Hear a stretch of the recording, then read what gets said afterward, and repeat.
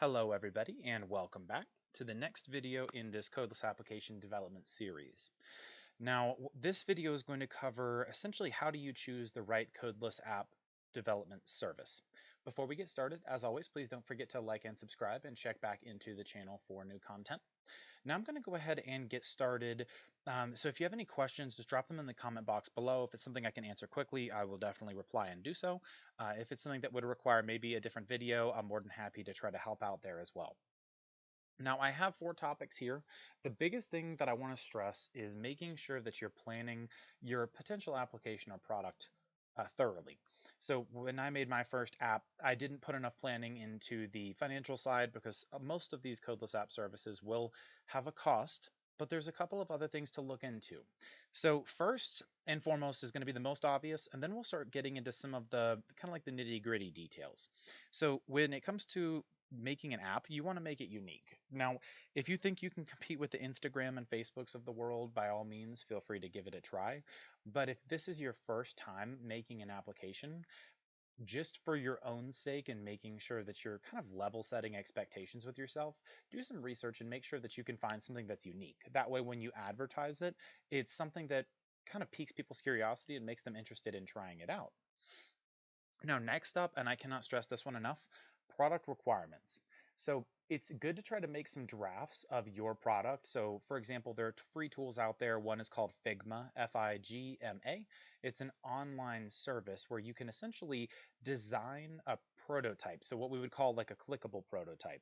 The idea is it looks like an app, it's just not an app. So it's almost like using, this is a terrible analogy, but almost like using Paint, like Microsoft Paint, to say, all right, I'm going to draw this rectangle, put these buttons in here. You could create what looks like an image, but Figma is designed to essentially act as like a clickable prototype. So feel free to check out services like that to kind of help you plan the design of the application.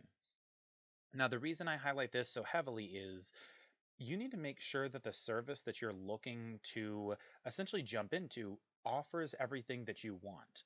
Often because your app is going to kind of morph and develop over time as user needs change or as your interests change.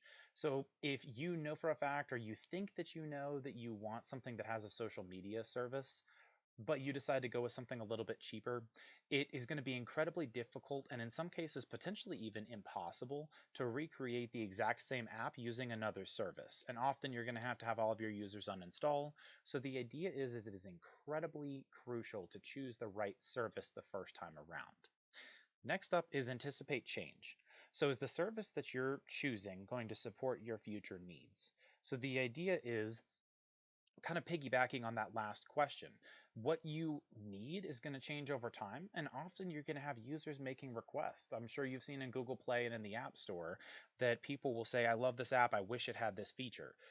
If people start making those requests heavily and a competitor comes out with those features, what's to stop them from switching? So the idea is making sure that you're trying to choose a service that is very robust and offers you the opportunity or that the technology, to be completely honest, to do what you need to do. And lastly, scalability. So can a given service support the growth that you need? Some services have limitations to the numbers of users that you can have or the numbers of downloads you have. So checking pricing and how your product could scale is incredibly important. So in summary, not only making sure that your app is unique, but making sure that you understand your requirements. Do you want it to be a paid application, or do you want it to be an application that has maybe like advertisings and that's how you generate revenue? Whatever it is you're looking to do, you need to make sure that all of those features and functionality are offered in that application builder. So next up, I'm going to go ahead and walk you through a couple of products, and we're just going to kind of show you how they differ in pricing.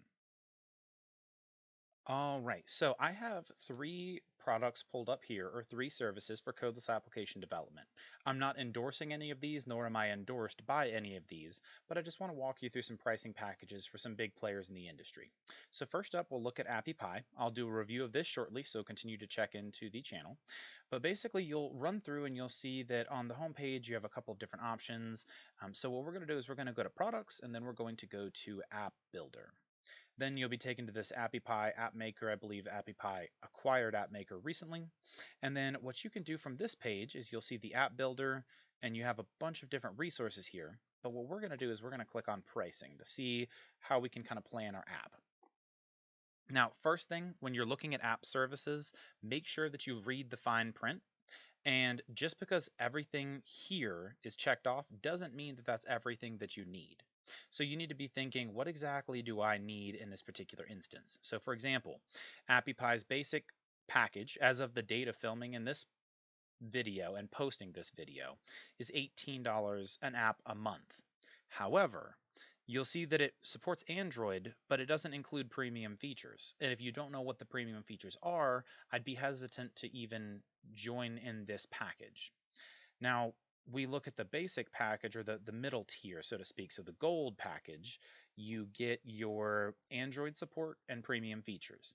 This means you can post to the Android, so basically to the Google Play Store.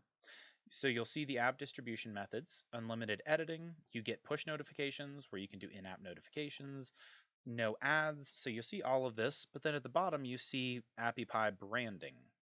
So you'll notice that you would have to go to the top tier, which is Platinum, to get the ability to post to the Google Play and Apple stores.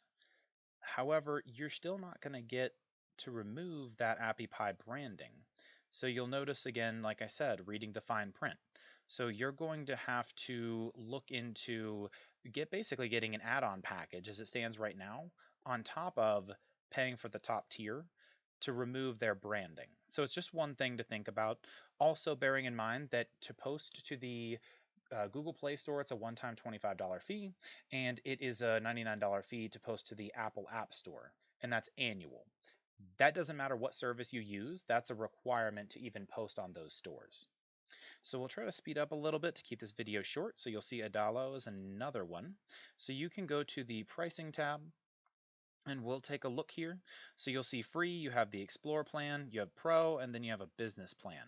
So you'll see that you can publish to Apple and Google stores, you get a custom domain name, you get data storage. So it's important to check data storage. For example, if you're wanting to do like a social media app or something where users can post videos and images, if you have a ton of users, 5 gigs is not going to be enough for you. But if you have really small file size limitations, then by all means. But make sure that you check the user base and number of downloads. For example, if you notice in AppyPie, you have a limit of 50,000 downloads for this top tier. So making sure that you're checking limitations there. So you'll see you get 1 seat, you get unlimited custom actions, things of that nature.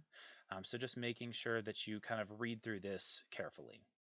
Then next up we have Good Barber, which is one of the more expensive services, but we're going to click on their pricing page and we'll see you have the standard, full, and premium. So premium gives you an Android native app, one native app for iPhone, and then you'll get all of these extras. So you get a very large amount of storage, numbers of unlimited pages and downloads.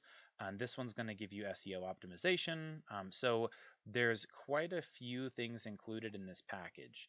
The reason I would recommend looking at almost every app development package out there is some of them are going to state things that you may not even have thought about. For example, you may not think about SEO or search engine optimization, but that's going to help you to get your application promoted. You may not think about what add-ons are available. So going through all these services and just checking and seeing what's available is something I highly recommend. And lastly, make sure that you check monthly and yearly pricing because there's a big difference and most websites will default to yearly. So make sure that you're checking pricing before you jump in because some of them will give you discounts. But if you don't know if you want to go annual yet, there is that as well. And lastly, most of these services will offer between a 1 and 14-day trial. Could be more, could be less. So that pretty much covers everything for this video. I'll see you all in the next video.